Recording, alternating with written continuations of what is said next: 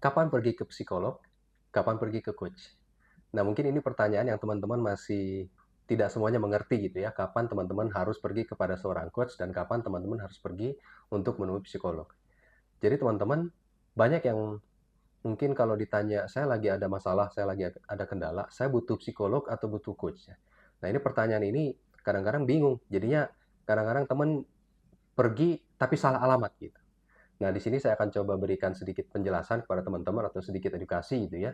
Sebenarnya bagaimana kita membedakan bahwa kita membutuhkan seorang coach atau psikolog.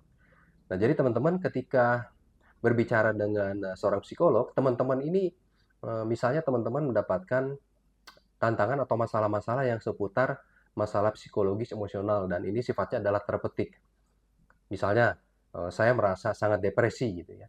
Kemudian saya juga kayaknya masih terjebak dengan masa lalu. Atau mungkin saya juga pernah meng-coach seseorang, tiba-tiba di tengah perjalanan pembicaraan, dia bercerita tentang pengalaman dan sampai ujung-ujungnya dia ingin bunuh diri gitu. Nah, sepanjang pembicaraan itu dia dia betul-betul membicarakan itu terus gitu karena itu sudah melekat dalam dalam pikirannya dengan masa lalunya itu sangat nempel terus gitu. Nah, sehingga pada saat itu sesi coaching tidak bisa dilanjutkan dan saya putuskan untuk merekomendasikan klien saya untuk menemui seorang psikolog gitu ya, seperti itu. Nah, atau kembali lagi ya, tadi mungkin dia terjebak dengan masa lalu seperti itu. Atau mungkin dia juga eh, dia merasa punya sesuatu perilaku dan dia ingin melampiaskan kepada perilaku-perilaku yang negatif. Nah, ini seperti terikat gitu ya, teman-teman. Hal-hal seperti ini, yang seperti ini teman-teman harus wajib datang ke psikolog seperti itu, teman-teman ya. Sedangkan kalau kapan teman-teman harus datang kepada seorang coach? Nah, jadi kalau ini teman-teman, ketika teman-teman misalnya ada sesuatu tujuan ya, atau sesuatu hal yang betul-betul ingin diraih gitu, atau bahasa bahasa kerennya itu ada suatu goal gitu ya teman-teman. Nah, jadi misalnya teman-teman sekarang ada goal, misalnya goal karir gitu ya, atau misalnya teman-teman ada goal untuk meningkatkan leadership seperti itu.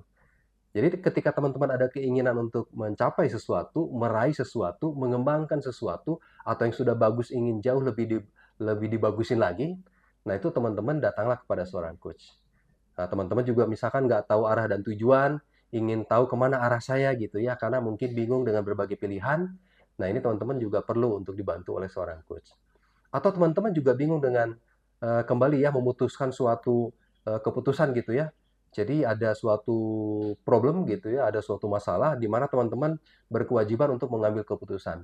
Tapi untuk mengambil keputusan ini maju mundur, bingung gitu ya. Sehingga teman-teman, waduh ini saya benar nggak ya? Saya bakalan betul nggak nanti kalau saya ngambil ini salah nggak ya? Nah ini untuk memfokuskan hal-hal seperti ini, teman-teman butuh seorang coach seperti itu. Ya.